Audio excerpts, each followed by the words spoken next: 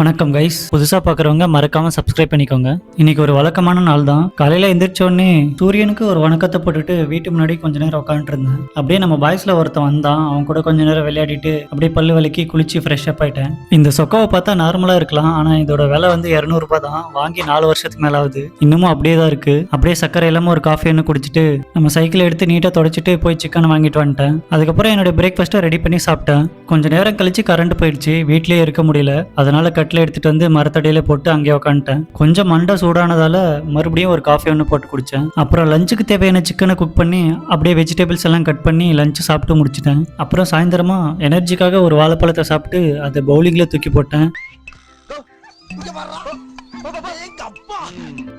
அப்புறம் அப்படியே ஜிம்முக்கு கிளம்பி வந்துட்டேன். இன்னைக்கு back and biceps workout, lat pull டவுன்ல ஸ்டார்ட் பண்ணி மற்ற எல்லா ஒர்க் அவுட்டையும் பண்ணி முடிச்சிட்டேன். அப்புறம் வீட்டுக்கு கிளம்பி வந்துட்டேன்.